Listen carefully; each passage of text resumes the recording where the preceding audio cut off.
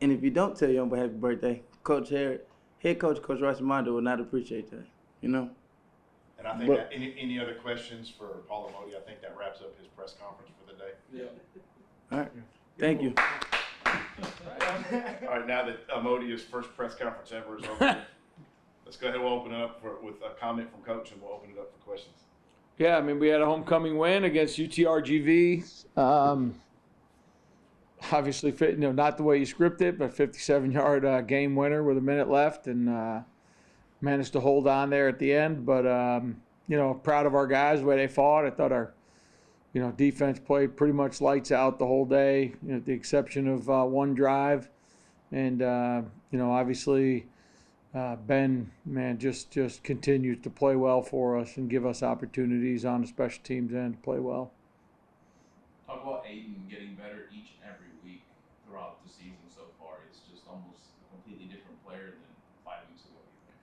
Yeah, I mean, he's just testament to his hard work and, obviously being in the position to get real game reps. I mean, I think that's something that's always missing with a quarterback is you got to get him game reps, and you're darned if you do and you're darned if you don't. So, but he got them, and he was ready for the moment and just continues to work each week, and just really proud of what he's put on tape. And obviously, you still a lot of room for improvement, but I think we're headed in the right direction for sure with him. His composure's been good, and early on, I mean, certainly in the first half, he played pretty darn well. Kind of crazy the way at the second half of the first half got ready. The second half got ready to start.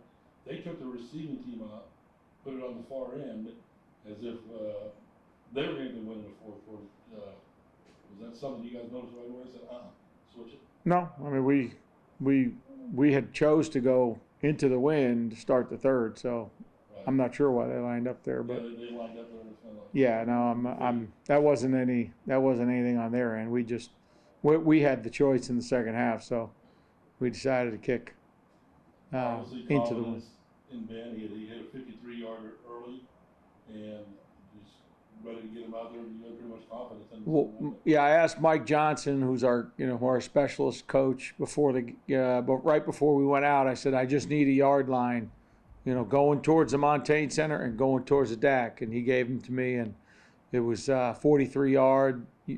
The ball on the 43-yard line going towards the Montaigne, and it was 36-yard line going to the DAC. So I had a pretty good idea. Like I knew when Devin caught that ball, we were already in range. So I was like, okay, we don't want to put the ball in harm's way, and that was one of the things that we talked to Rob about, is making sure that we're in field goal range for Ben right now.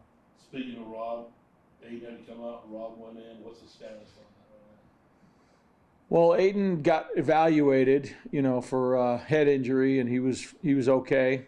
And then, we were just, obviously by the time they were done, we were done with the drive. So, we just stayed with Rob for the kneel down. No reason to put him in harm's way for no reason. Kind of getting back to Ben a little bit, but just take us into his mindset, what he's like every day. I know kickers, sometimes you want to stay away from them, let them do their own thing. But what kind of kid is he? Just give us a little bit of a background into him. Ben is, he's really a leader of our team, which is it's pretty rare for kickers to be leaders of teams. And he's done a great job of showing that he's a leader. He's not a lot of kickers, like you said, tend to be, loners and by themselves and doing their own thing. And Ben's not like that. He's engaging. He's around his teammates. He's not afraid to tell people when they're doing things wrong and when they need to pick stuff up. So he's a really intelligent kid, comes from an unbelievable family, and I think that always shows up when he's around brothers and the guys around here, and he cares about every guy on this team, and he shows when he's engaging with them. So he's a fun guy to be around. Just like all kickers, they'll drive me crazy once in a while, but not because he's not working hard or sometimes these guys just become perfectionists and they want to tweak every little, eventually you just say, hey man, like your job is to put the ball through the uprights. Like, don't worry about the other stuff. And, Ben's pretty good about hearing it, taking the information and moving away from it and doing the things that are necessary to be successful. That's not always the case. A lot of kickers wear their hearts on their sleeve, and if you say something to them, they go in the tank, and that's just not who he is. The atmosphere, homecoming, good crowd, just the entire atmosphere of that game. Yeah, it was great. I mean, the fans were awesome. It was great to see some friendly faces. Guys came back, Jalen Freeman, JaVale Robeson, there's a bunch of guys out there that we hadn't seen, since they graduated a year ago. So it's great to see them. And, the fans were great. We're getting closer to 10,000. We hadn't hit it yet, but we're getting closer. So hopefully we can get 10,000 before the end of the season. Northwestern State, what can you tell us about them? Much improved ball club. Coach McCorkle is very similar to myself. He's an O-line guy, so he's going to build it from the inside out, and that's where you see the biggest improvements in his team is on the lines, both sides. So they're a much improved team, and they play extremely hard, and we're going to have to play there, which obviously gives them a good advantage, and we're going to have to play really well to get a win. Is there something to learning how to win over the past years? It seems like you guys have been great in these late game situations. Is there something to that? Do you think that this team really has learned how to win now? I mean, I think there's definitely something to learning how to win for sure. I think there's some belief and grit that it takes to win those types of games that maybe we wouldn't have won in the past. And obviously CeeLo last year was one of the ones that comes to mind where we had a chance to win the game late and couldn't finish it. And but yeah, I do think that our guys are learning how to win. I wish it wouldn't be so close sometimes because, you got to give credit to the other team. UTRGV, that's a startup program that has some good players, and they really played hard and played well together. But our defense held them under 200 yards of offense, and we gave them the ball on the 5-yard line. Offense fumbled in the football, so we put them in a situation to win the game. But again, you get the ball back with a chance to go down and win the game on a field goal, and you put yourself in a position where you're in position and make it, and then your guys go out there and execute. I don't know if you know this, but that was a 1.19 operation time. That is elite. That's NFL operation time. And, snapper, holder, kicker, all together working in unison. I don't care. You can get a guy pretty much scot-free off the edge, not even touch him, and he won't block it. That's how fast that thing got off. So, and that's 57-yarder. And that usually didn't happen on long field goals. So kudos to those guys for, really having the gut and the grit to get that done the right way. So I do think there's something to it, and I think I think our guys need to play better for 4 quarters, but I do think that we're learning how to win and continuing to push forward when the chips are down, which they have been the last 2 weeks. Our guys never quit. They just kept driving, kept doing it. So. As soon as he kicked the ball, did you know? I knew he struck it well for sure. You can just hear it whenever he hits the ball well. You hear it, and I knew he hit it well. It was just a matter of whether it was the wind was going to, because the wind was funny. It was blowing at his back, but it was kind of going towards that left corner of the stadium, towards the home side. So I knew he had to get it out towards the right upright, and he hit it great, and you could see it right on film. He hit it just on the inside of the upright, and it just faded right to the middle. And it was probably good from 60, quite honestly. Talk about the emphasis. Every week it's been a special teams play, a big one. Is that something you guys have been hitting hard every week with film and practicing special teams? And all My entire life. As long as I've been a head coach, we've emphasized special teams, and we coach it hard the last 3 years.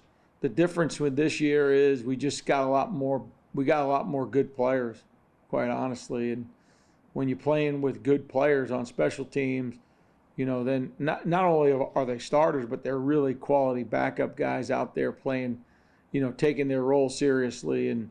And we practice it, at least 25 minutes a day, which I think, that's an emphasis. When you're taking a 2-hour practice and you're spending 25 minutes on it, I think that tells the guys it's pretty important. And they take it seriously, and I think that and again, you got a leader like Ben on the special teams units that's helping those guys, get going. That's always something that's really special. Similar question, but about the defense. What do you think has gone into them having so much success? Is it Yes. guys up front. I mean, Yes. tell me about some of those things that have made the defense so successful. We got two unbelievable leaders on that side of the ball in Braden Faulkner and Christian Pugh. Those guys both have been exceptional, you know, as far as their play, their preparation, carries over into the rest of the guys. You know, Paul, who was sitting here, has started to really play up to his potential. And, you know, Zaylin Stoker's playing corner now, and he's playing out of his mind and playing really well. And I think the back end is solidified. You know, Kevin Thomas, you know, KP and KT, we call them back there. And I think both are starting to play at an extremely high level. And then our D-line is older, more mature. We're rotating a bunch of guys through. And, you know, we lost two outside linebackers, one in spring and one in preseason, that we thought were going to be really, really impact players for us, and Coda Kennedy and Dedu, our Frenchman. But Andrew Huff has stepped up and Jackson Bandy, both guys have stepped up in a huge way for us to solidify that position. And Huff is, man, he just hunts the quarterback down in those situations. We haven't had a guy like that since I've been here. I think that's why our defense is playing well. They were 2 of 13 on third down. That's exceptional. So I think those guys they're learning how to play together, and really they should have had no third downs. We had a couple opportunities to get off the field, but our guys are learning each week to play together. They're learning to support each other, and those two leaders that I mentioned, they're the reason, for sure. Any other questions for Coach? You got any? I'm good. All right. Good. That's a first.